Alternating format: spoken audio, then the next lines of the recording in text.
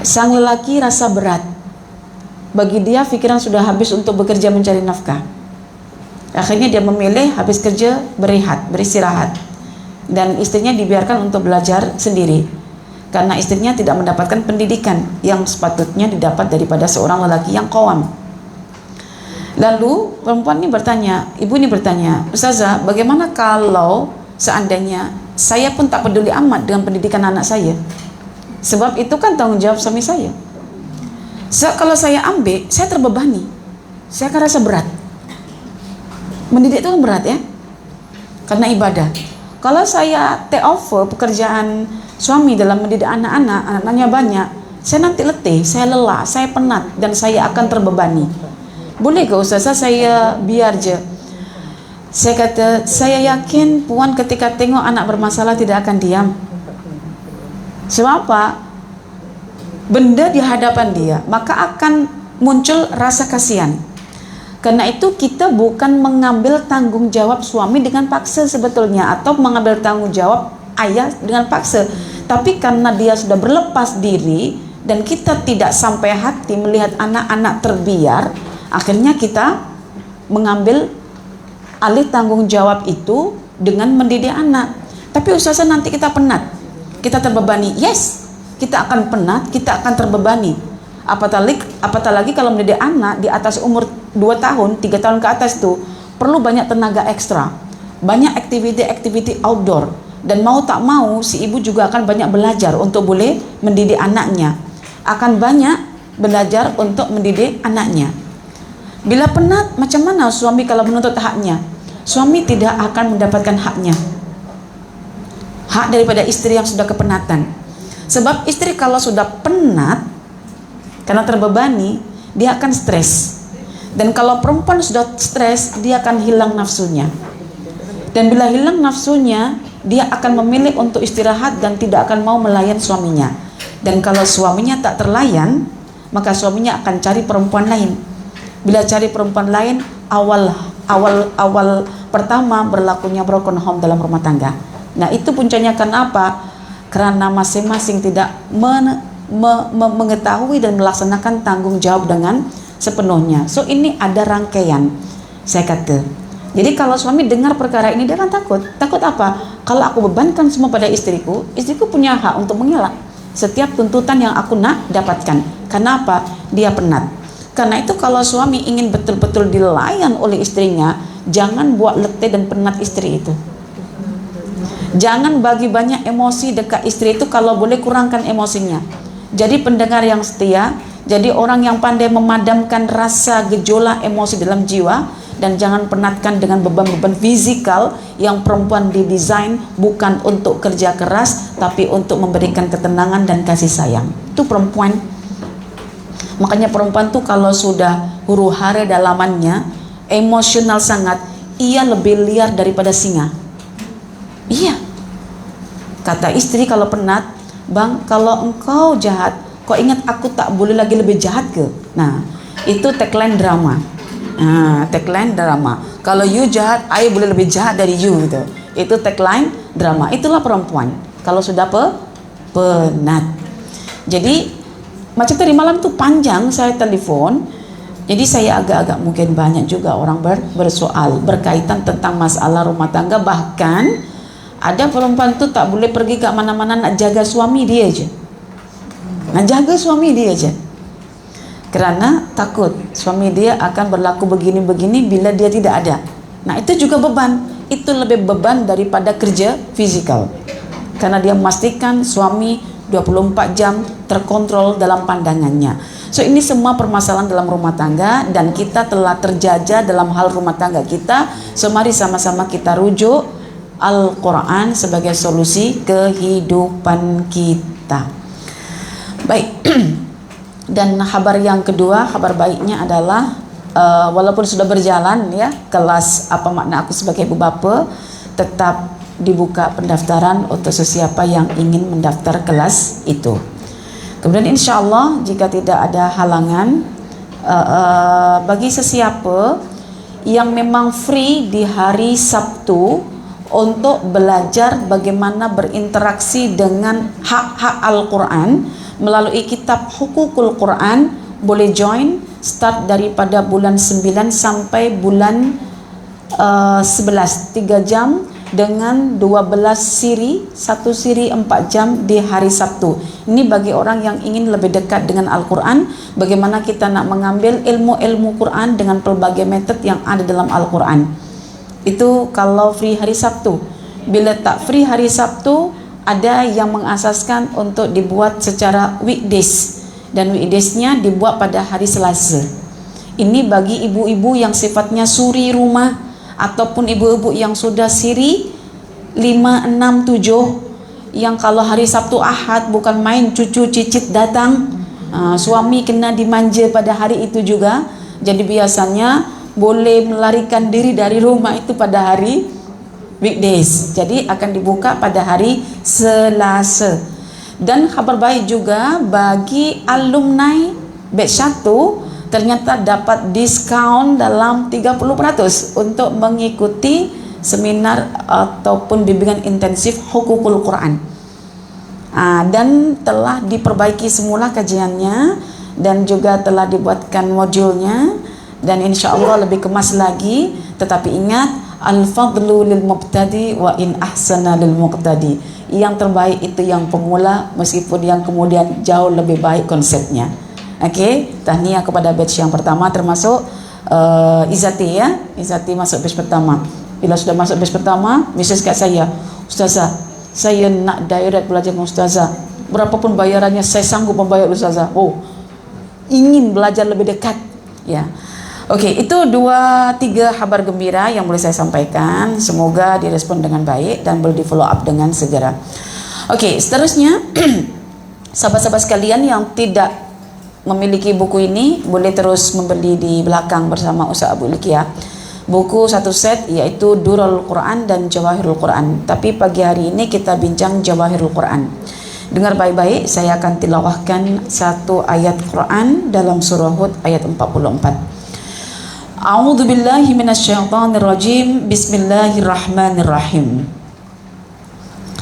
Wa qila ya ardu bla'i ma'aki wa ya sama'u aqli'i wa ghidal ma'u wa qudiyal amru wastawat 'alal judi wa qila bu'dan lil qaumiz zalimin. Wa qila, dan dikatakan, ya ardu, wahai bumi, ibla'i. Ibla'i itu telanlah, ma'aki, air kamu. Waya sama'u, dan wahai langit, aqli'i, berhentilah atau hentikanlah curahan hujan itu. Wa ghidal ma'u, maka air pun menjadi surut. Wa qudiyal amru, maka urusan pun selesai dijalankan. Wastawat 'alal judi, dan berlabuhlah bahtera itu di atas bukit Judi. Wakila, dan dikatakan, bu'dan, binasalah, celakalah, lil qaumidz zalimin, bagi kaum yang memilih untuk zalim. Okey. Jadi bumi diperintah untuk menelan airnya. Langit diperintah untuk menghentikan hujannya. Lalu air menjadi surut, urusan settle, kapal pun berlabuh di atas bukit Judi, maka yang tersisa adalah kebinasaan bagi orang-orang yang zalim. Okey, Tika ada kursi depan satu itu, boleh diseret dekat tepi kalau nak. Depan tu. Duduk menghadap ke Ustazah di bawah ikon kalau tak ada kursi. Ada kursi ke? Ada, okey. Baik. Okey, kita tengok tafsirnya sekilas. Dan selepas Allah membinasakan orang kafir, kemudian difirmankan oleh Allah kepada bumi dan langit, wahai bumi yang telah memancarkan air dari sumbernya, telanlah airmu hingga kering, dan wahai langit, berhentilah mencurahkan hujan, dan air pun disurutkan oleh Allah yang Maha Kuasa, dan penetapan perintah Allah membinasakan orang-orang yang mendustakan dan menyelamatkan orang-orang yang beriman pun diselesaikan. Dan kapal itu pun berlabuh di atas gunung Judi, yakni terletak di pegunungan Ararat Turki, dan dikatakan binasalah orang-orang zalim yang melampaui batas hukum Allah dan ingkar kepadanya serta mendustakan Rasulnya.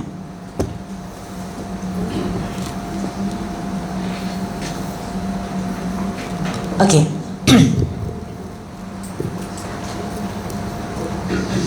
Pendek hari ini ayatnya, mudah untuk dihafal, ya, senang untuk diingat.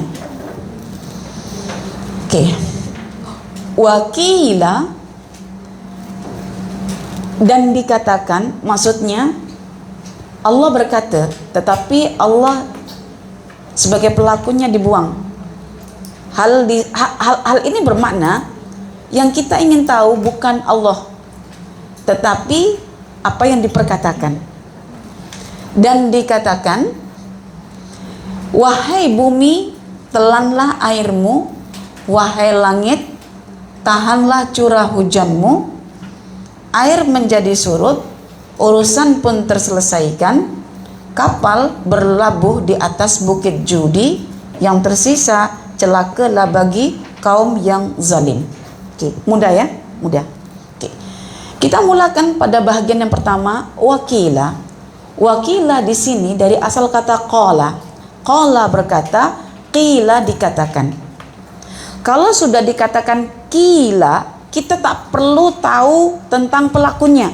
Kalau pelaku disembunyikan, dalam bahasa Arab kita bukan bincang tentang pelaku, ya, tapi kita bincang tentang apa yang dikatakan. Misalnya, Ahmad memukul anjing. Doroba Ahmadu kalban. Maknanya kita kena tahu pelakunya itu adalah Ahmad.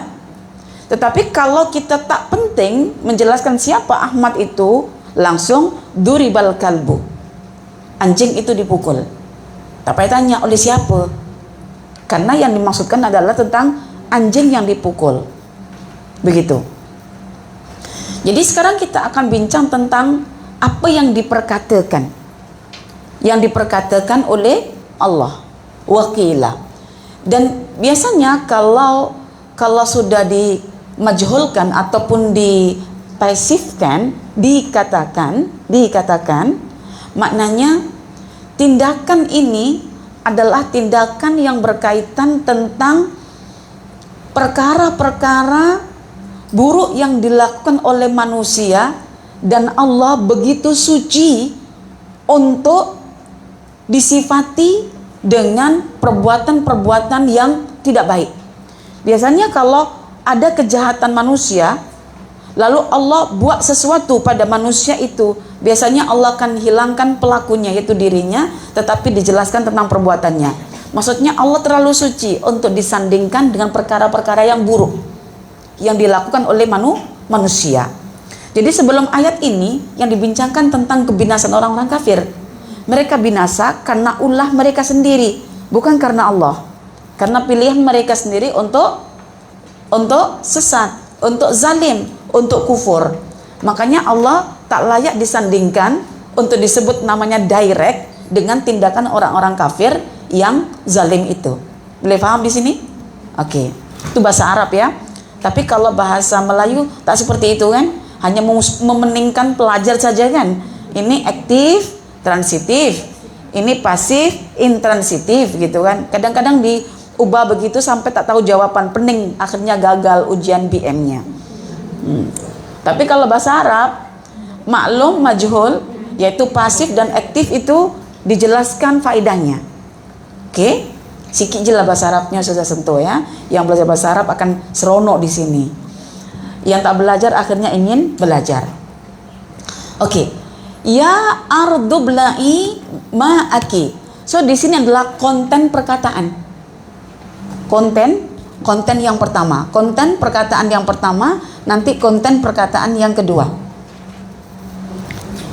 Ya, konten perkataannya berupa perintah. Perintah satu adalah, wahai bumi, telanlah airmu. Ini luar biasa sebetulnya. Kenapa tidak dikatakan, ya ayyatuhal ardu bala'i ma'aki, gitu kan? Kenapa tak macam, ya ayyuhalladzina amanu, gitu? Kenapa cuma iya sahaja? Tidak ada ayu atau ayatu. Kalau ayu lelaki, kalau ayatu itu muannas gitu ya. Dan bumi itu masuk kategori isim muannas. Oke? Jadi kenapa tak disebut ya ayatuhal ardu, Ustazah? Kenapa cuma ya ardu? Tahu kenapa? Kalau tahu baru kita akhirnya sedar dan kita akan rasa malu. Kalau disebut pakai ya ayyu atau ya ayyatu, macam ya ayyatuhan nafsul mutmainnah, kalau orang biasa ya ayyuhalladzina amanu. Kalau pakai ayyu, contoh ya ayyuha atau ya ayyatuha, itu menunjukkan bahwa yang dipanggil ini punya pilihan untuk follow ke tak follow. Dan ini berkaitan tentang masalah ada akal ke tak ada akal, ada hati ke tak ada hati ketika dipanggil. So ada sentuhan kelembutan bila dipanggil dengan ya ayyuha atau ya ayatuha, karena yang dipanggil itu adalah manusia. So panggilannya kena ada hati, kena ada jiwa. Hai, itu kalau kita panggil manusia. Tapi kalau kita panggil batu, takkan hai batu, hai batu, biasa aja. Tapi kalau manusia, tak, kita kena ada hati. Jadi panggilan itu panggilan yang dekat. Maksudnya yang boleh sentuh. Ya ayyatu atau ya ayyu, ya ayyatuha atau ya ayyuha. Tetapi karena bumi itu adalah makhluk ciptaan Allah yang tidak ada akal padanya, dan bumi dari awal memang memilih untuk taat kepada Allah, jadi tak perlu dengan kelembutan ayatu ya ayatu al ardu, cukup ya ardu, dah settle. Hah? Dia tak ada alif lam. Saya kata al ardu. Yal ardu gitu ya. Okey. Kalau kita kata alif lam itu bumi tertentu. Kalau misalnya ardu itu mana-mana bumi. So kita akhirnya faham bahwa banjir itu sebetulnya banjir dunia. Jadi mana-mana bumi. Di penjuru Eropa ke Australia ke Asia ke Afrika ke Amerika ke semua kena banjir waktu itu. Jadi buminya tidak spesifik bumi Arab ataupun bumi Turki ataupun bumi umum. Jadi dia tidak spesifik. Kalau ada alif lam itu spesifik, bumi itu je. Okey. Jadi itu makna ya yang dibuang ayatu menjadi ya ardu, tidak ya ayatuhal ardu. Jadi kalau kita rujuk di dalam Al-Quran, tepatnya pada surah Al-Ahzab, surah yang ke-33 ayat 72, kita faham satu perkara dan nanti kita refleksi. Perkaranya adalah ketika langit, bumi dan gunung diberi oleh Allah amanah untuk menyembah, mereka enggan, mereka rasa berat. Akhirnya mereka tidak mendapatkan amanah berbentuk penyembahan kepada Allah secara pilihan. Karena itu Allah tidak meletakkan pada bumi, langit, gunung qalbu ataupun akal, tak diberi. Tetapi mereka sudah memilih dan sudah dipaksa oleh Allah, maksudnya sudah ditentukan oleh Allah, memang mereka itu sami'na wa ata'na. Tidak ada kata tidak, selalu akan iya. Itu bumi, langit dan gunung. Semuanya itu tunduk patuh kepada Allah dan mereka memilih untuk tunduk patuh kepada Allah tanpa menerima amanah. Karena itu mereka tidak diberi oleh Allah hati untuk berfikir. Jadi mereka taat, dan ketaatan mereka ini adalah cara kita bagaimana belajar mentaati Allah. Caranya, jadi mereka disuruh mencurahkan hujan, curah. Mereka disuruh menelan air, telan. Kalau kita disuruh ini, oh tak nak. Dilarang itu, buat. Jadi akhirnya kita lebih teruk daripada bumi, langit, dan gunung. Mengapa? Karena kita punya hati. Hati untuk berfikir, hati untuk berilmu, hati untuk beriman, untuk akhirnya sami'na wa ata'na. Bermakna tingkat ketaatan kita kepada Allah itu jauh lebih mulia daripada tingkat ketaatan alam semesta kepada Allah. Sebab kita memilih, sedangkan mereka sudah dipaksa oleh Allah memang untuk taat dan tunduk kepada Allah. Inna aradna al-amanata ala samawati wal ardi wal jibali fa abaina ayyahmilnaha wa ashfaqna minha wa hamalaha al-insan innahu kana zaluman jahula. Kami telah memberikan amanah penyembahan kepada langit, bumi, gunung. LBT, bukan LGBT. LBT, G-nya hilang. Langit, bumi, gunung diberikan amanah penyembahan, tapi ketiga-tiganya enggan untuk mengambil amanah itu. Dan ternyata manusianya mau mengambil amanah itu. Ketika dia mengambil amanah itu, berlaku kezaliman di muka bumi. Mengapa? Karena manusianya memilih untuk jahil. Orang jahil itu, saya katakan, kalau berkata-kata tak pernah difikir. Karena apa? Lisannya sentiasa berada di depan hatinya. Tak ada pemikiran, dan selalunya menyakitkan, selalunya merosakkan jiwa manusia sehingga tersakiti. Oke, saya.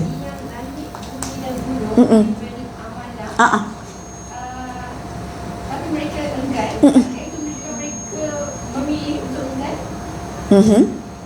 Iya. So maksudnya adakah mereka memilih Sebelum akhirnya mereka sama sekali tak diberi oleh Allah potensi intelektual untuk melakukan pemilihan lagi. Sudah. Sebelum pada akhirnya mereka tak diberi pilihan oleh Allah untuk mendapatkan potensi intelektual lagi. Jadi begini, karena Allah ciptakan dulu langit, bumi, gunung sebelum manusia diciptakan, ya kan? Alam semesta diciptakan dulu, ya.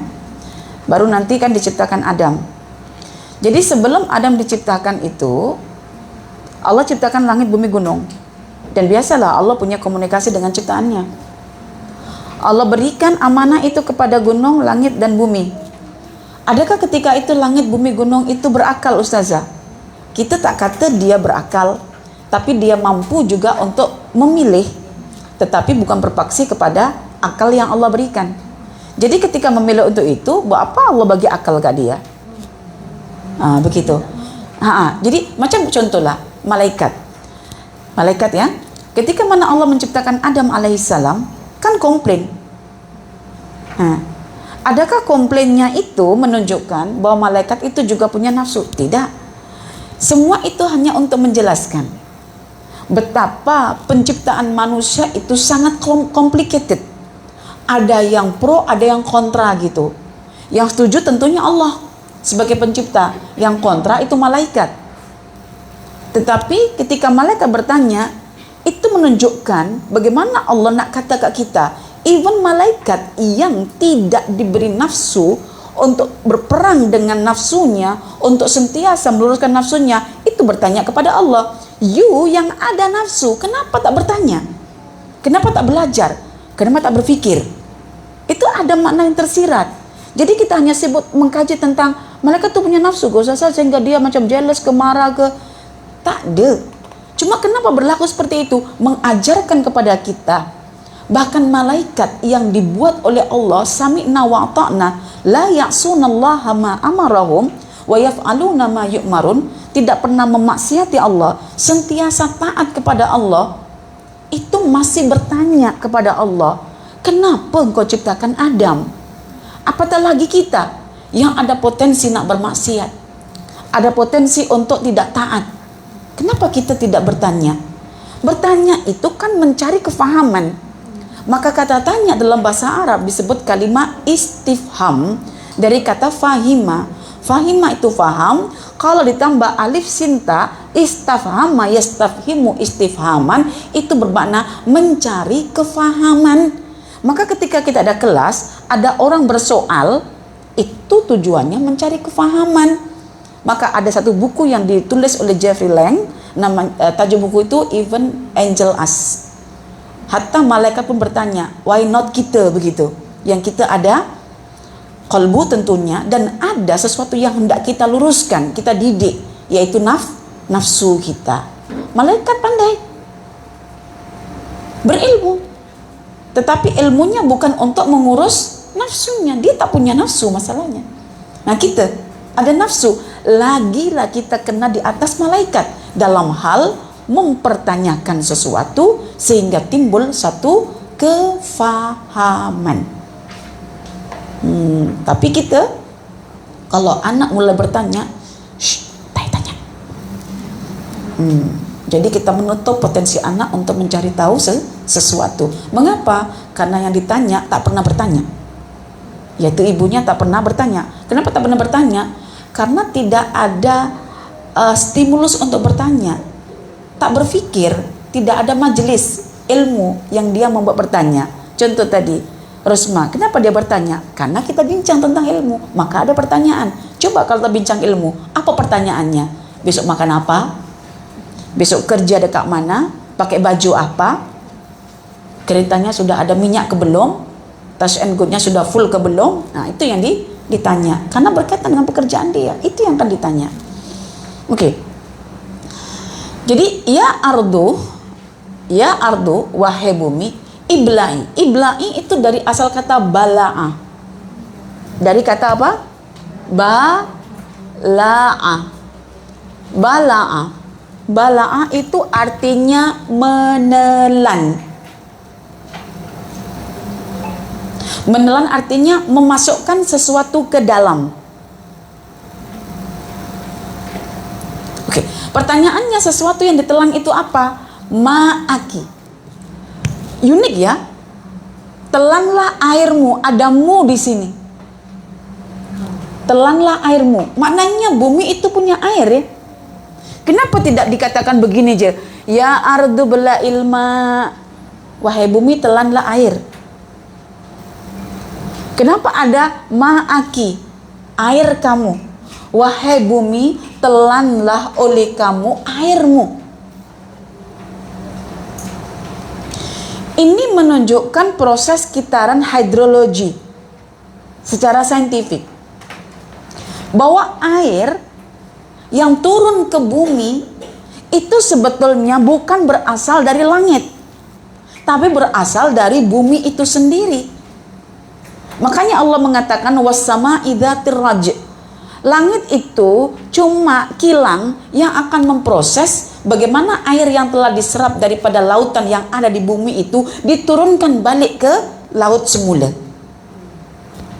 Nah, ini namanya kitaran hidrologi. Kalau baca buku Sains Indonesia, siklus hidrologi. Kalau kita kitaran hidrologi. Jadi menunjukkan bahwasannya bumi itu walaupun menerima air hujan dari langit, tetapi yang diterima itu adalah miliknya sendiri. Karena itu disandarkan mudhaf ilai kepada pemilik bumi itu sendiri. Air kamu. Jadi kalau ditanya, dari mana asalnya air hujan itu? Dari laut, kan? Jadi setiap titisan air hujan itu bagian daripada laut. Cuma air hujan itu mengajarkan kepada kita bagaimana untuk kembali. Ternyata kembalinya itu kena berlika-liku. Berlika-likunya itu adalah dengan melalui arus sungai yang berkelak-kelok untuk akhirnya kembali ke muara, yaitu kembali ke laut. Karena untuk kembali perlu bawa bekal. Karena itu setiap air hujan yang turun dalam lika-liku sungainya itu banyak membawa bekal. Contoh misalnya, rumput-rumput yang sudah kering ataupun kayu-kayu yang sudah lapuk, kan namanya air hujan itu membawa arus ya, dia akan bawa ke laut juga. Dan itu yang menjadi satu bahan bagi laut untuk memiliki minyak atau kandungan minyak di dalamnya. Jadi kalau tanya minyak, petrol yang orang suka ambil dekat laut itu dari mana asalnya? Antaranya bahagiannya yang terbesar adalah daripada rumput-rumput yang sudah kering, yang sudah menghitam, fosil juga yang dibawa oleh air sungai melalui air hujan itu. Jadi hidup itu kena berjalan dengan segala bentuk lika-likunya. Jangan berjalan itu senang sahaja. Maka saya tak percaya orang yang bergelar datin ke, datun ke, datan ke, itu semua ada cerita pilunya, ada luka yang tersimpan dalam jiwanya, ada lika-likunya. Saya tak percaya semua orang itu, maksudnya orang yang dikatakan yang berbahagia belum tentu bahagia. Itu doa aja. Yang berbahagia dijemput, padahal dia sedang struggle untuk bahagia itu.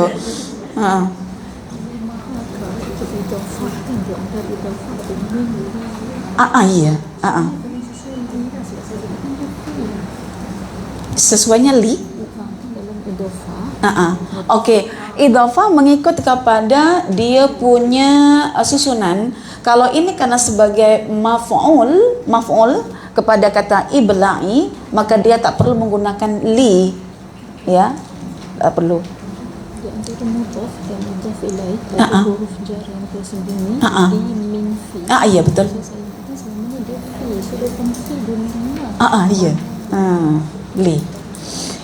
Jadi ma'aki, air kamu. Sekarang kita sudah paham di situ.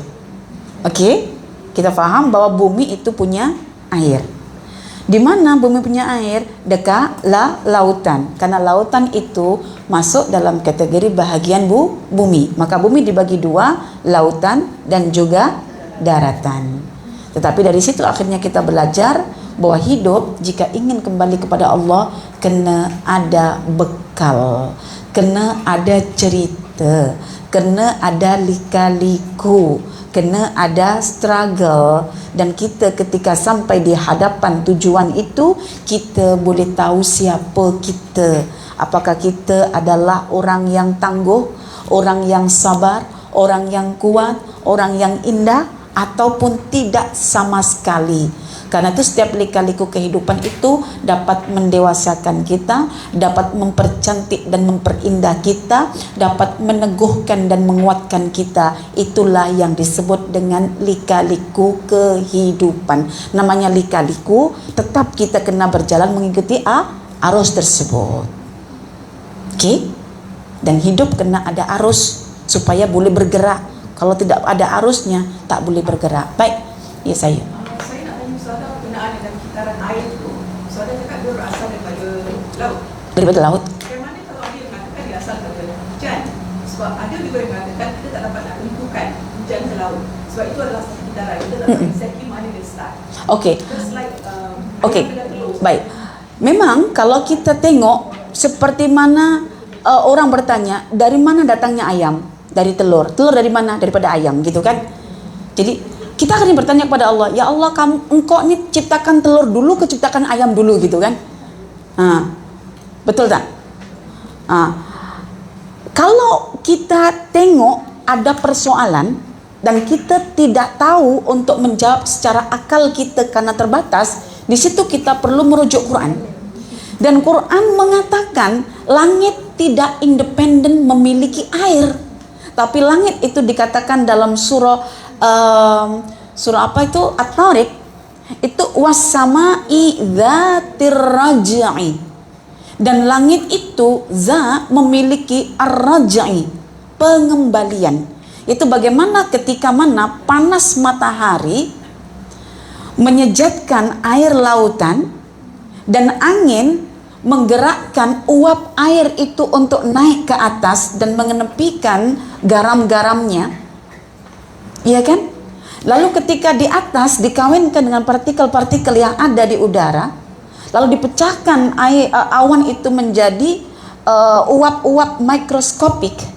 Lalu Allah memerintahkan angin untuk menggiringnya ke tempat yang memerlukan, karena kalau tidak ada hujan bagaimana perbukitan pegunungan yang lebih tinggi datarannya berbanding air laut boleh mendapatkan air. Itu kata Ibnu Qayyim. Maka dibuatlah air hujan, tetapi dikirim melalui angin. Lalu di sanalah turun hujan. Maka langit dalam Quran perbincangannya itu tidak menurunkan air miliknya, tetapi menurunkan air yang menjadi milik bumi. Karena itu kenapa di sini diidhafakan? Idhafakan itu menunjukkan sebuah kepemilikan. Kalau misalnya ada buku kitabun, kalau buku kamu yang kamu miliki, kitabuki. Nah, kalau ma'on air, kalau ma'uki air kamu, munya ini kembali kemana? Ke al-ardu. Makanya dia menggunakan ki. Ki itu anti. Nah, contoh Puan, orang sibuk berbincang tentang bumi itu flat ataupun sfera. Kan sempat buat pergaduhan di situ. Kalau akal kita tak sampai untuk membuat pertimbangan, dan ternyata ketika pertimbangan itu menyebelahi, maksudnya tidak sama dengan Quran, pertimbangan kita akan ditertawakan oleh orang-orang yang berpikir yang gunakan Quran. Jadi ketika ada orang mengatakan bumi itu flat, orang yang belajar Quran tertawa itu. Karena hasil pertimbangan yang kita tarik bertentangan dengan Al-Quran. Quran itu kalam Tuhan yang menciptakan bumi. Ternyata bumi itu tidak berbentuk flat, tapi memang sfera. Tapi macam mana boleh Ustazah? Disitulah Allah punya kekuasaan membuat kita nyaman, tentram, seolah-olah bumi flat, padahal faktanya bumi itu tidak flat. Bahkan pergerakan bumi kalau kita sedar dengan kecepatannya yang luar biasa, mungkin kita akan pening dan mabuk. Tetapi Allah tak buat kita rasa macam itu karena rahmannya Allah kepada kita. Dan ketika mana NASA sudah menerbangkan orang-orang untuk pergi ke angkasa, NASA boleh melihat bagaimana sebetulnya bentuk bumi itu. Oke. Jadi surah Al-Farid inilah Yang yang membuktikan membuktikan. air itu berasal daripada bumi. Ya. Ini saya pun tahu saya terima kasih. Sebab saya lama ni saya bahas benda ni. Ya, Masya Allah. Dan itu memang sudah dibincangkan oleh pakar saintifik, tapi bincang tentang Al-Quran sebagai jawaban atas persoalan-persoalan yang diperdebatkan. Nah, makanya kalau misalnya bumi, Allah kata yukawwirul laila wan nahar. Takwir itu mukawwara, itu macam bola, bulat bentuknya. Bagaimana Allah nak melilitkan separuh bumi itu dengan gelap dan separuhnya bumi dengan terang, menunjukkan bentuk bumi itu macam kepala yang dikasih imamah. Orang yang melilitkan imamah namanya yukawir. Dia melilitkan dia punya kain itu. Maknanya bentuk kepala itu separuhnya ada imamah, separuhnya tidak. Sampai bahasanya segitu. Iya. Ayat berapa itu? Was-sama'i dzatir raj'i wal ardi dzatis sad. Coba tengok dalam surah At-Tariq ayat berapa itu? Was-sama'i dzatir raj'. Ayat 11. Ayat 11. Demi langit yang memiliki pengembalian. Raja'a itu kembali, raj'i pengembalian. Kalau rajahi lain tu bank. Bank rajahi. Oke. Dari sini kita belajar, kita ini berasal dari siapa? Daripada Allah. Nak kembali ke mana? Kembali kepada Allah. Nak kembali kepada Allah kena melalui lika-liku perjalanan yang struggle ke tidak? Iya, malulah kita dengan air hujan. yang memilih jalurnya untuk kembali kepada laut dengan lika-likunya. Oke, kemudian yang kedua, wa ya sama'u aqli'i, dan wahai langit aqli'i. Aqli'i itu dari asal kata qala'a, bukan kola ya, qala'a. Qala'a itu artinya berhenti, tetapi bukan berhenti biasa, berhenti di saat ianya sedang begitu semangat beraktiviti. Misalnya kalau ada perempuan yang sibuk bekerja, kita suruh dia berhenti kerja, jangan kata intahi. Intahi itu berhentilah, selesailah gitu. Tetapi kita kena kata iqla'i, berhentilah kamu daripada pekerjaan kamu yang kamu sibuk sangat bekerja itu. Jadi ternyata ini menggambarkan bahwa langit itu sibuk sangat mencurahkan air hujan. Sibuk. Karena sibuk disuruh berhenti menggunakan kata iqla'i, qala'.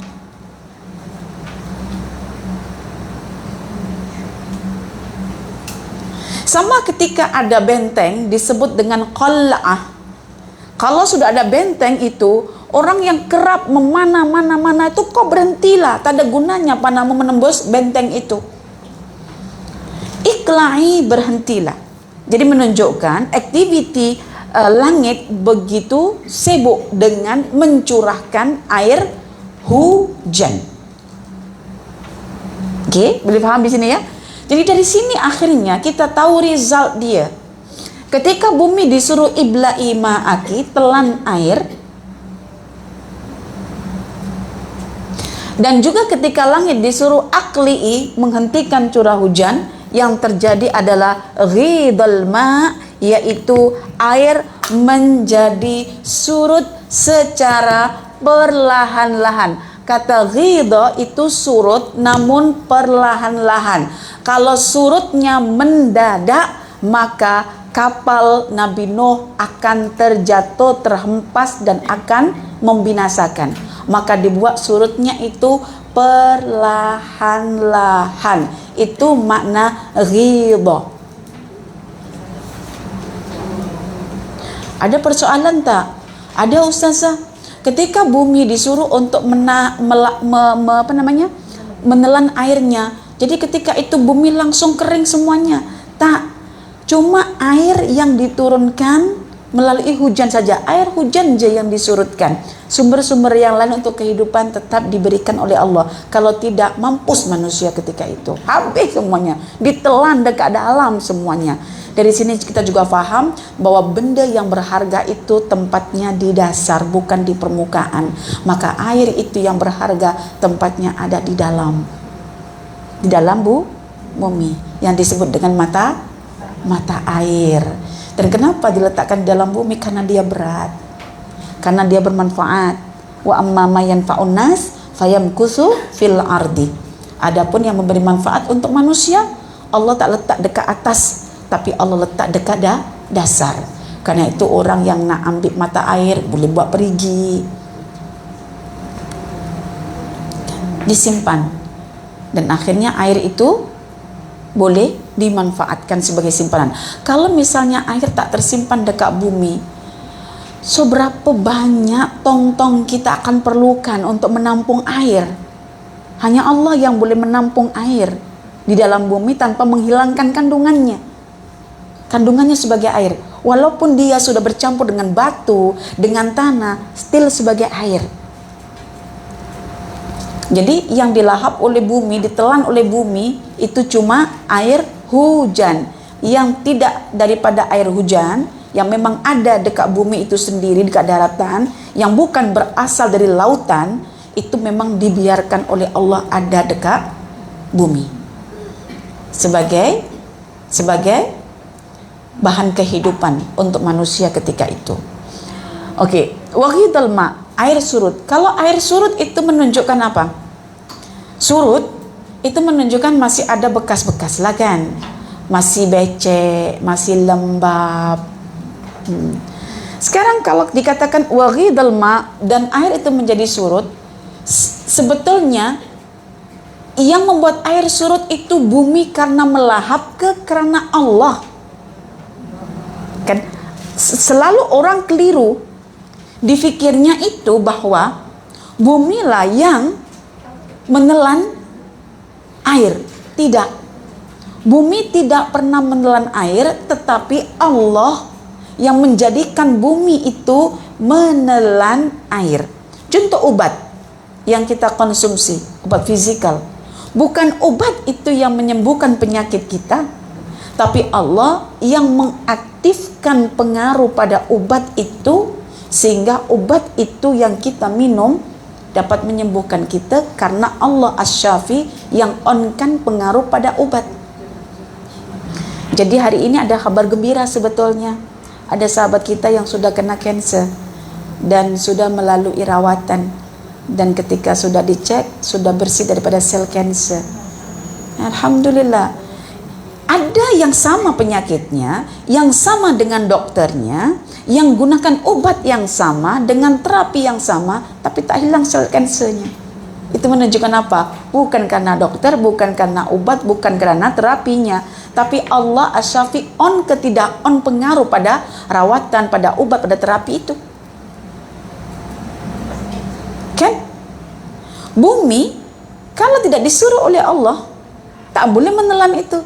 Jadi selama ini kalau kita tengok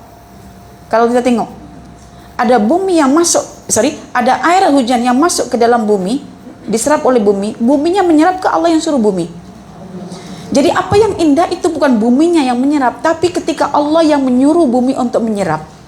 Dan berapa kali kita berinteraksi dengan tindakan Allah yang memerintahkan bumi, seraplah air hujan yang turun itu, jangan banjir. Tapi kenapa berlaku banjir? Karena Allah tak menyuruh bumi untuk menyerap. Supaya apa? Supaya manusia belajar atas kekeliruannya, ataupun atas kejahatannya, ataupun atas kebodohannya. Baru nampak. Tahun 2014 itu banjir terbesar. Dekat mana? Tahun 2014 Malaysia kena banjir. Kelantan. Malaysia kena banjir besar, Kelantan. Tetapi tahu tak, ketika kena banjir itu ramai yang mengamalkan ayat ini. Ayat ini dijadikan doa. Wa ya ardu bla'i ma'aki wa ya sama'u aqli'i wa ghidal ma'u wa qudiyal amru wastawat 'alal judi. Kita tak boleh suruh bumi untuk telan air. Kita bukan Tuhan. Ini silap. Beria-ia dengan Quran tapi kena tahu tafsirnya. Jadi yang menyuruh sebetulnya bumi itu menelan air itu siapa? Kita ke Tuhan. Tuhan. Jadi ayat ini ayat informatif, bukan ayat doa. Kalau doa, Rabbana atina fid dunya hasanah. Tiba-tiba kita pula jadi Tuhan baru. Wa ya ardu bla'i ma'aki wa ya sama'u aqli'i, supaya ghidal ma' wa qudiyal amru, yang mati itu yang kafir-kafir semua. Jadinya begitu. Dan yang hidup-hidup selamat ini yang beriman semuanya. Wastawat 'alal judi. Ya, mana judinya? Saya tak tahu puncaknya. Mana Kelantan itu dekat mana saya pun tak tahu. Ya. Nanti ujungnya bu'dal lil qaumid dzalimin. Kebanyakan orang Kelantan zalim semuanya. Bahaya nih. Jadi kita kena tahu teks dan konteks ayat. Jadi ayat ini bukan ayat doa. Kalau bukan ayat doa, jangan kita berdoa dengan ayat ini. Tapi kita berdoa kepada Allah. Ya Allah, contoh misalnya kita nak pakai bahasa, sebagaimana Engkau telah memerintahkan bumi untuk menelan air hujan yang curah, dan Engkau menyuruh langit untuk menghentikan curahan hujannya, maka perintahkanlah hari ini kepada bumi untuk menelan airnya, ataupun langit untuk menghentikan curahannya. Tetapi doa seperti itu pun dipandang kurang adab juga. Karena apa? Kita memang memerintah Allah. Jadi apa yang terbaik adalah, ya Allah, jadikan musibah ini sebagai ladang pahala untukku. Allahumma jurni fi musibati. Ya Allah, berikan pahala atas kesabaranku dalam menerima ujian yang kamu berikan ini ya Allah. Itu lebih aman ya.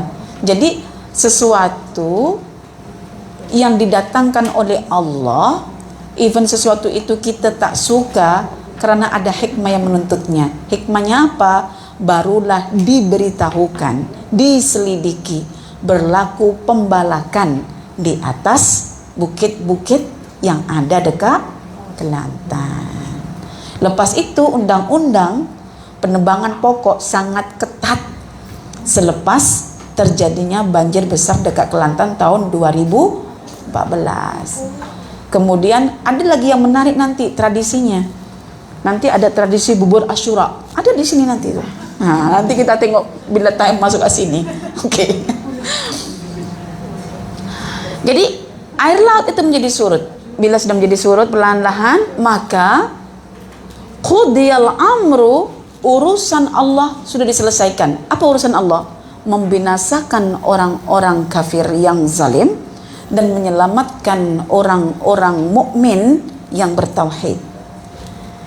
Jadi banjir itu hanya untuk membinasakan orang-orang yang zalim, termasuklah anak kepada Nabi Nuh alaihi salam. Bahkan anak seorang nabi memilih jalannya untuk kafir dan dibinasakan oleh Allah bersama orang-orang kafir. Apakah Nabi Nuh akan disoal oleh Allah tentang anaknya? Tidak.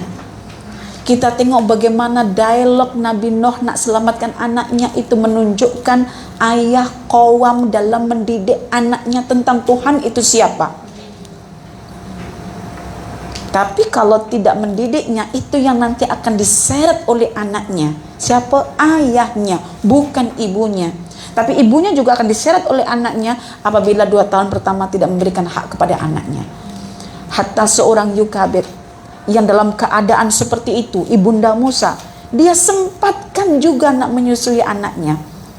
Seteruk apapun Allah mengatur caranya, bagaimana seorang bayi yang duduk dekat istana Fir'aun tetap kembali kepada pangkuan ibunya disusui. Anak kita tak dirawat Fir'aun pun, tapi kita tak mau menyusui.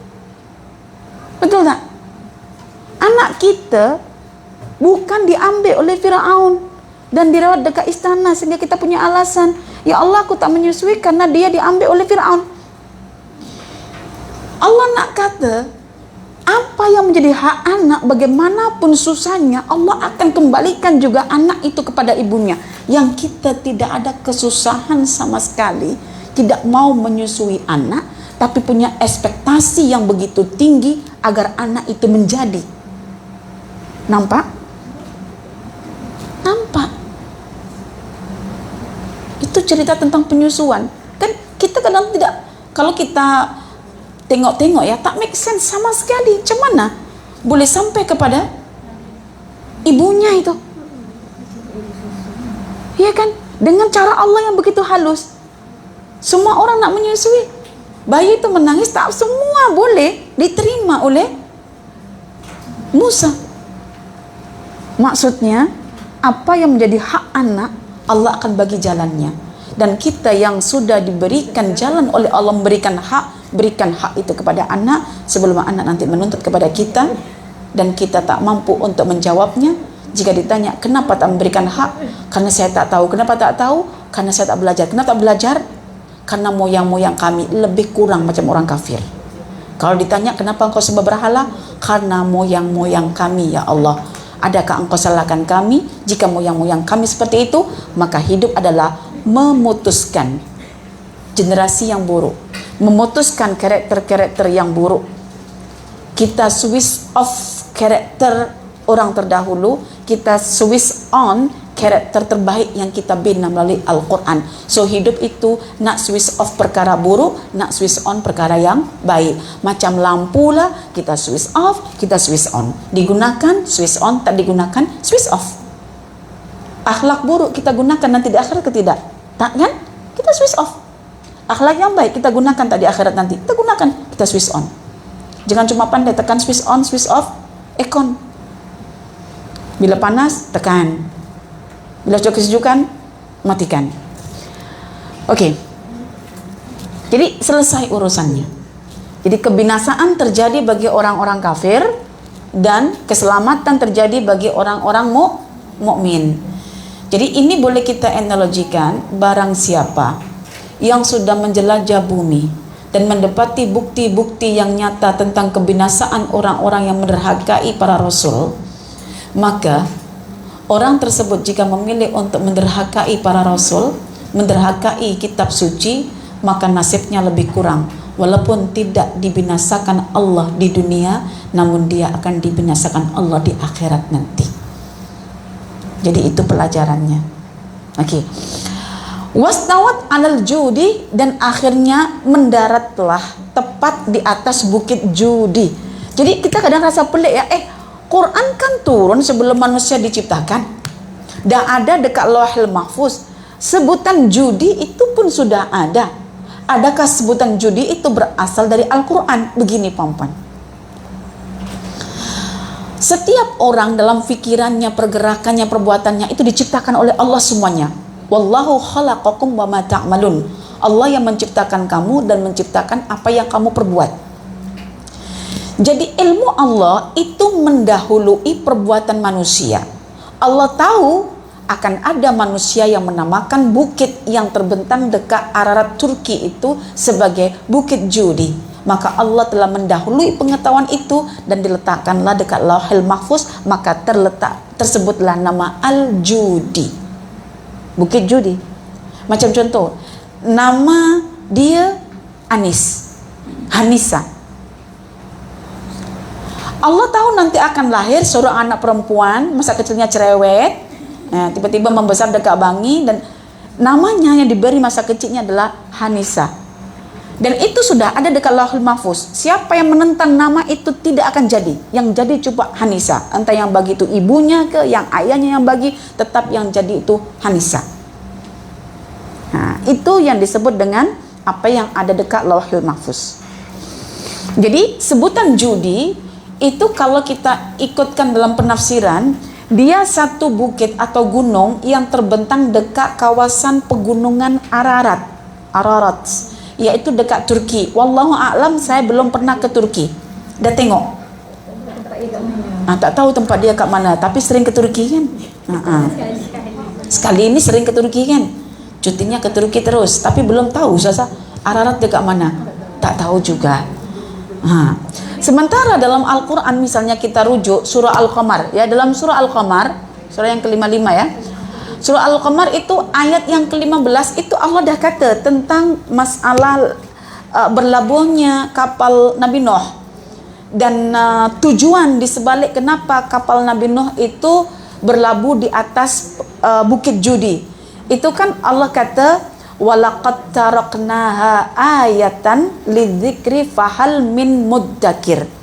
Sungguh kami telah meninggalkan satu bukti, satu tanda yang menunjukkan atas kekuasaanku, kata Allah, atas kebinasaan orang-orang yang memilih kafir dan keselamatan bagi orang-orang yang memilih untuk beriman.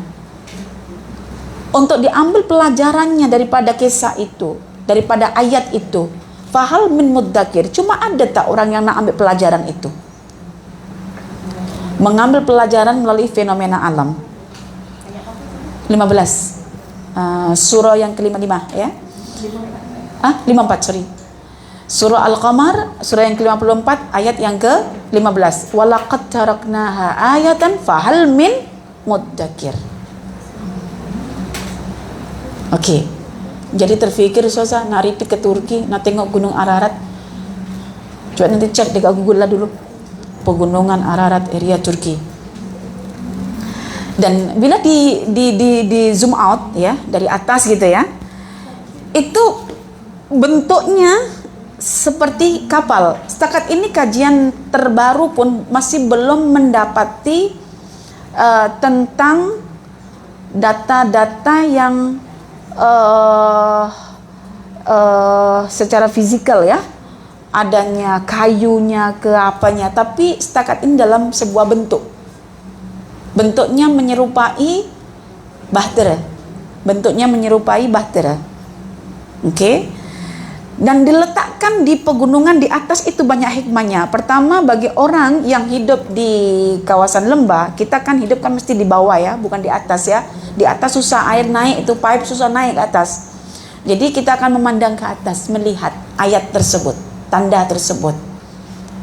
Kalau diletakkan dekat bawah, dah hancur awal dah, orang terluka semuanya. Dah diambil lah ini tuh, jadi tandanya akan hilang. Sampai-sampai Fir'aun pun, untuk boleh selamat itu Allah mengilhamkan orang-orang Mesir untuk memamikan dia supaya still ada sampai hari kiamat. Maka jangan risau, Fir'aun tidak akan pernah hilang. Kalau nak jumpa, datanglah. Tapi kalau jumpa, ambil pelajaran. Oke. Jadi itu kenapa dia di atas? Oke, untuk menjaga. Yang kedua, kenapa dia berlabuh dekat atas? Kalau berlabuh dekat bawah, di bawah itu masih bercampur bangkai manusia, bau busuknya, kemudian becek-beceknya. Hal itu tentu tidak akan menenangkan dan menyelamatkan orang-orang yang ada dekat kapal. Oke? Jadi akhirnya diletakkan di atas bukit Judi. Oke. Seterusnya, kenapa diletakkan di atas bukit Judi? Nak menggambarkan bahwa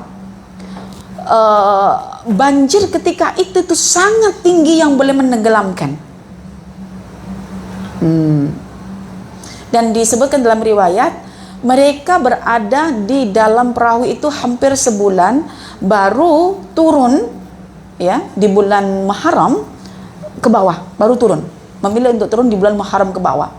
Nah, disitulah ketika mereka turun, orang-orang kita berpikiran, kelaparan lah tuh, sebulan tak ada makan, tak ada ini, campur itu, maka buat bubur campur.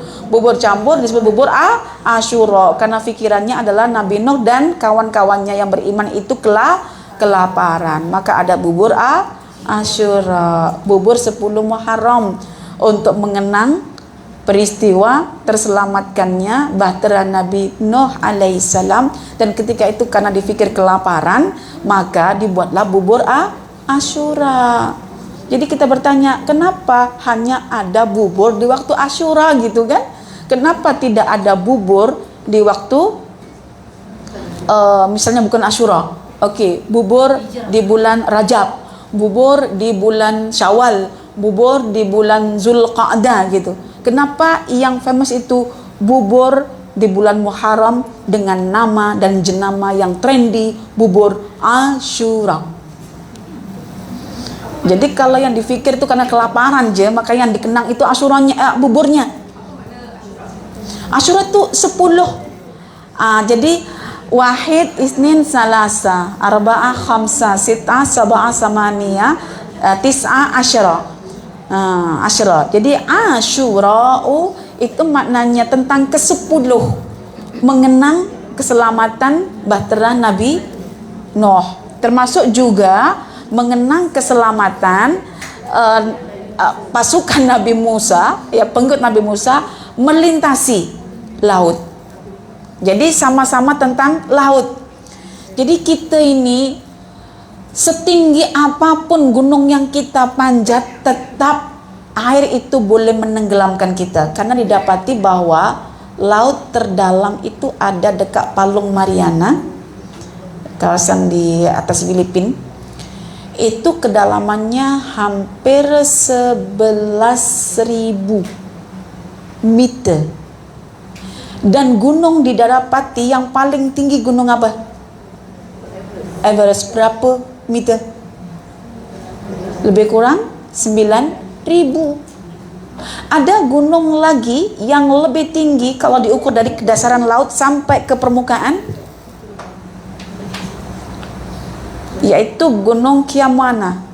Itu ada dekat Hawaii. Tapi kalau diukur dari dalam ya, dasar lautnya, itu 10.000 meter. So mau tidak mau gunung pun boleh tenggelam oleh laut. Dan laut itu adalah sumbernya air hujan. Kalau diambil semua lautan itu dan diturunkan hujan dekat bumi yang tadinya kering daratan itu, memang setinggi apapun engkau panjat gunung tetap engkau akan tenggelam. Itulah kenapa anak Nabi Nuh mengatakan, wahai ayah jangan risau, aku akan panjat gunung yang lebih tinggi. Tapi ayahnya kata apa? Jangan kau berspekulasi melawan kekuasaan Tuhan. Ternyata lautan itu lebih dalam daripada tingginya gunung. Gunung yang tertinggi dapat ditenggelamkan oleh air laut. Jadi apa yang kita banggakan? Maka takutlah kepada Allah ketika kita bermaksiat kepadanya. Meskipun bukan di dunia Allah menghukum kita, tetapi Allah akan hukum kita nanti di akhirat. Oke, jadi itu ceritanya.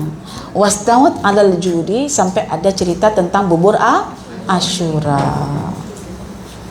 Jadi bubur Asyura itu sebenarnya bukan tentang Nabi Musa-nya, tentang Nabi Nuh yang dipandang 1 bulan kelaparan turun di bulan Asyura, di bulan Muharram, 10 Asyura. Dalam riwayat itu yang dikenang oleh orang-orang kita itu masalah perutnya saja. Lapar lah kok dia nih, lapar kesian, maka dibuat bubur Asyura. Padahal yang mau diambil pelajarannya itu adalah jangan kamu memilih untuk kufur. Tapi yang dikenang jangan memilih untuk fakir, lapar. Nah, jadi yang ada di kepala orang fakir itu adalah bubur. Tetapi yang ada di kepala orang-orang yang beriman itu adalah kekuasaan Allah yang membinasakan orang-orang kafir. Baik. Kemudian Allah katakan waqila. Dan dikatakan, even Allah yang berkata, tetapi dikatakan menunjukkan Allah tak perlu nak kita sandingkan dengan orang-orang zalim di sini. Bu'dan dari asal kata ba'udah. Ba'udah itu artinya jauh. Maksudnya jauh daripada rahmat Allah. Seseorang kalau dijauhkan dari rahmat Allah, yang didekatkan itu apa? Azab. Maka diterjemahkan celakalah, binasalah untuk kaum yang zalim. Jadi kaum yang zalim itu adalah kaum yang memilih untuk menderhakai para rasul yang diutus kepada mereka dan memilih untuk mengikuti dorongan hawa yang dicenderungi oleh nafsunya. Jadi dia memilih untuk follow hawa dan tinggalkan wahyu yang disampaikan oleh para rasul tentang Allah Subhanahu wa taala. Mereka memilih untuk menjadi orang kufur. Dari sinilah akhirnya kita faham sesungguhnya bagaimanapun manusia itu dibersihkan daripada kekufuran, tetap juga akan terbit benih-benih kekufuran selepas Nabi Nuh. Karena apa? Benih-benih kekufuran itu sudah ada dalam diri manusia sendiri. Ketika lahir itu ada fitrah dalam batin kita. Plus juga ada hawa, yaitu Tuhan baru yang boleh kita follow selain Allah, dan bila kita follow kita jadi musyrik. Itulah hawa yang ada dalam batin kita.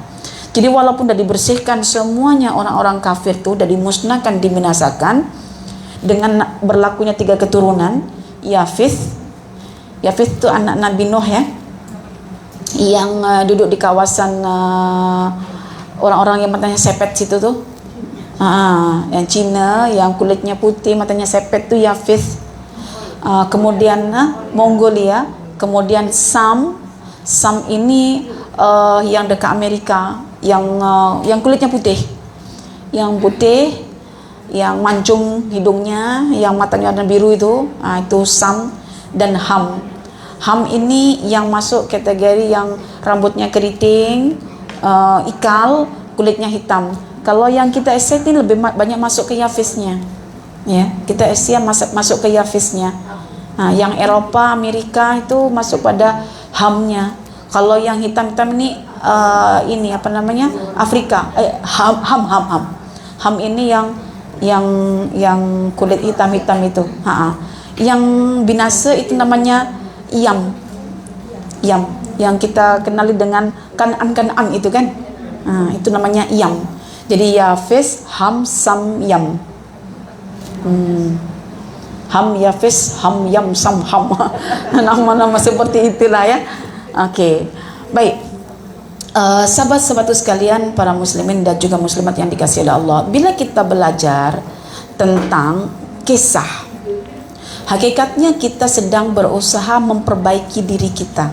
Karena ini masuk dalam kelas apa ini? Walaupun jawahir, tetapi karena kita ma'rifatullah tentang tindakan Allah, dia akan memperbaiki diri kita. Bila kita tahu Allah punya kekuasaan yang begitu kuat dalam membinasakan orang-orang kafir, adakah sampai saat ini kita memilih untuk kafir? Gitu kan? Kafir ini dia punya variasi banyak tau.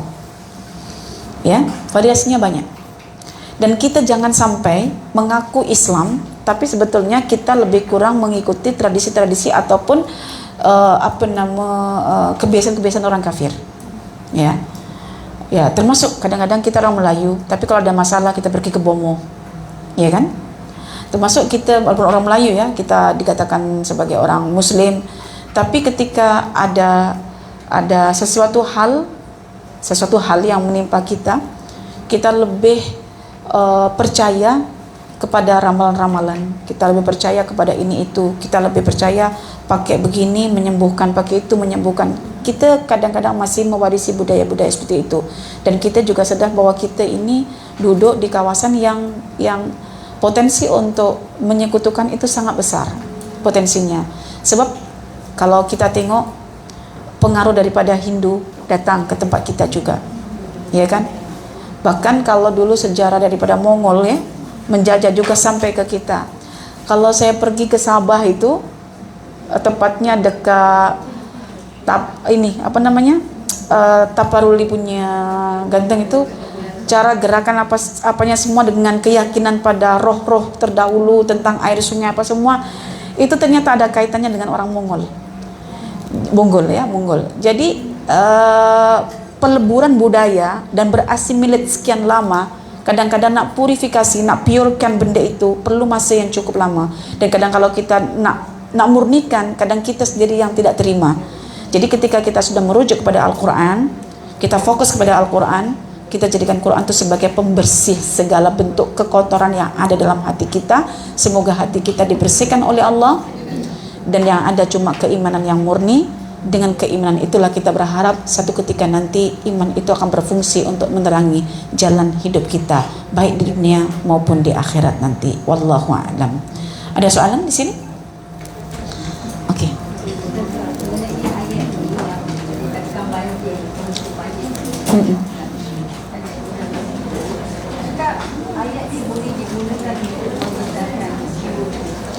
Ayat ini digunakan untuk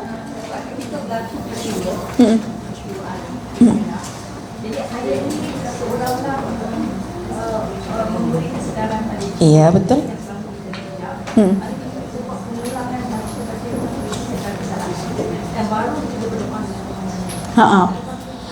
Boleh, kalau kata Imam Al-Qurtubi, contoh misalnya ketika kita baca surah Yasin ya, wa ja'alna min baini aidihim saddan, itu kan, itu sebenarnya kita kan mengulang bacaan itu bukan sebagai doa, tapi meluruskan kita punya persepsi, kesedaran, and then kita berdoa. Jadi ada ayat-ayat dalam Al-Quran yang boleh menyadarkan kita tentang kekuasaan Allah, yang boleh kita recall ketika mana kita terhimpit. Tetapi kita recall bukan kita jadikan sebagai doa, tetapi sebagai satu ingatan tentang kekuasaan Allah.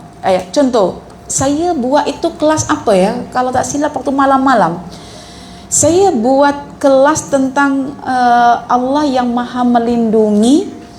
Dan ketika itu saya melihat ada beberapa tafsir, termasuklah punya Al-Qurtubi kalau tak silap.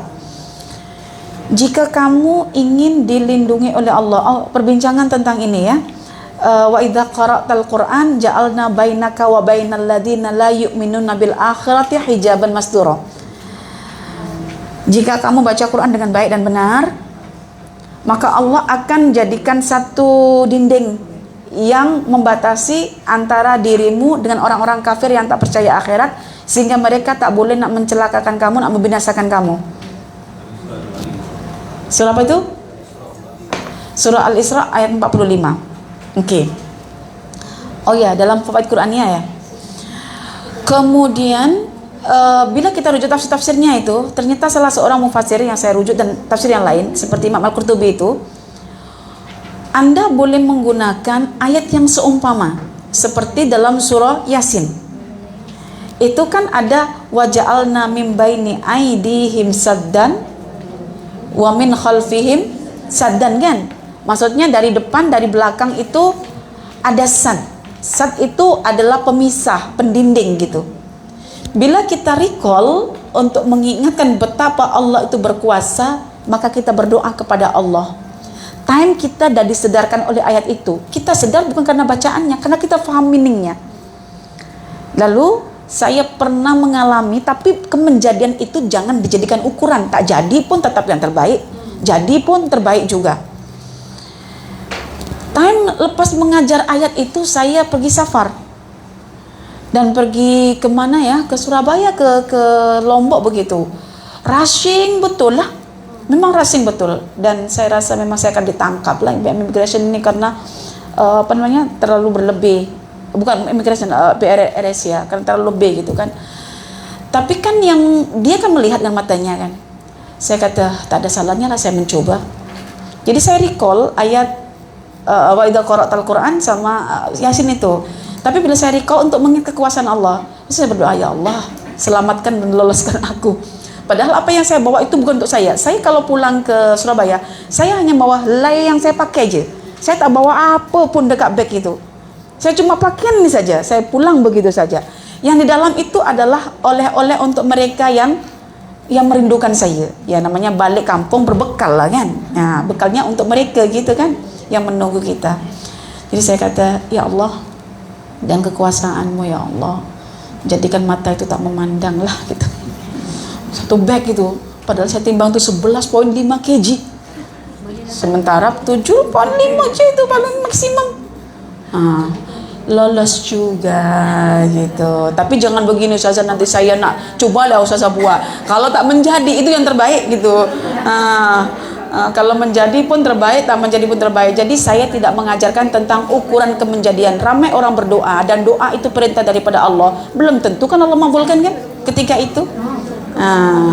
Jadi Allah tahu kalau aku bagi makbul ini, benda ini buruk untuknya. Karena itu walaupun dia meminta, aku tak bagi yang ini tapi akan beri yang lain. So itu antara saya punya percobaan lah gitu. Tapi menjadi juga. Coba bila menjadi itu saya tidak mengesyorkan amalkan sebagaimana apa yang saya amalkan. Saya tak mau itu. Tetapi recall lah ayat-ayat Allah. Even Allah nak bukakan ke tak bukakan ke, itu adalah kuasa Allah yang alim dan khabir tentang apa yang kita perlukan di saat itu. Okay, last one. Izinkan saya membuat sedikit penambahan berkenaan dengan ayat yang sudah disebut. Okey, baik. Terima kasih. Ayat yang sudah katakan tadi ialah disimpan di dalam bagi berat dan dipengaruh. Satu lagi sebab adalah proses of filtration, penapisan. Penapisan. Air banyak kotor di atas. Ha-ha. Lepas dia lalui lapisan pasir dan batuan sampai besar. Apabila dia sampai ke dasar tanah itu, dia akan jadi air yang bersih air. Itulah adalah sebab-sebab mengapa dia simpan di dalam bumi.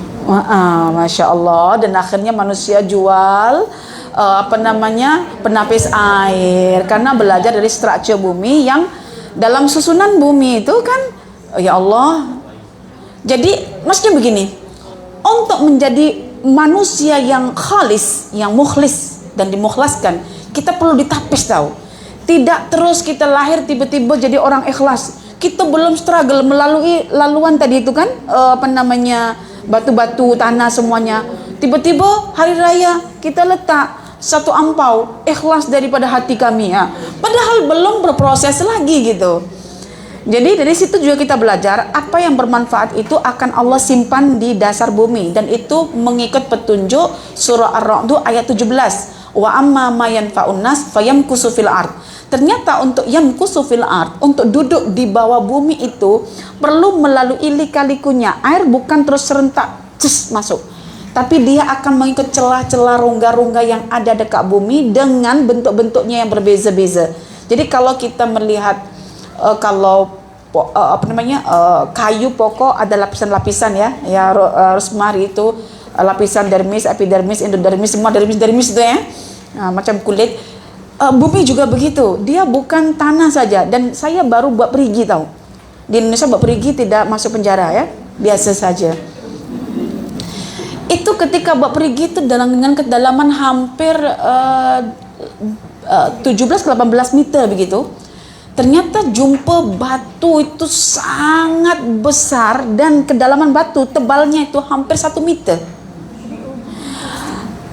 Lepas itu kata keluarga saya, tak apalah pindah aja. Maksudnya mau cari air yang mudah dengan tanah yang mudah digali gitu kan. Pembuat perigi itu kata tidak, tak perlu kita pindah, tapi kita pecahkan batu itu. Entah bagaimana caranya orang buat perigi itu mecahkan kan, pecah batu yang tebalnya hampir 1 meter itu. Lepas itu menyembur air dari bawah batu itu, airnya jernih, bening, fresh. Jadi hidup itu begitu perempuan. Kalau nak jadi perempuan yang fresh, yang segar, bukan masuk chiller. Iya, tapi lalulah proses dengan tapisan-tapisan itu. Makanya kita punya anjakan usia itu adalah tapisan yang berasal daripada Allah. Tapisannya bernama ujian. Maka ujian itu adalah penapis diri kita untuk menjadi perempuan-perempuan yang fresh. Jangan cuma beli fresh care. Ya, fresh care. Sekarang fresh women. Jadi kita perempuan-perempuan semuanya bila belajar tentang alam lebih ceria. Oh iya Ustazah, nanti macam hujan ya, mengambil jalurnya seperti sungai yang berkelak-kelok, itu lika-liku kehidupan kita. Oh macam air yang tersimpan dekat bumi Ustazah, kena melalui susunan tanah itu, batu itu, pasir itu untuk menjadi wanita-wanita yang khalisah, yaitu yang ikhlas, yang pure, yang murni. Itulah kita. Terima kasih Puan Sarbanun. Rasanya ni cikgu sign kot ya. Oh alhamdulillah, cikgu sign selalu memberikan tambahan kepada kelas kita. Itu saya sukanya. Oke, alhamdulillah sahabat-sahabat sekalian, dan kita tutup perbincangan kita kali ini dengan tasbih kafarah. Subhanakallahumma wa bihamdika asyhadu an la ilaha illa anta astaghfiruka wa atubu ilaik. Walhamdulillahirabbil alamin. Wassalamualaikum warahmatullahi wabarakatuh.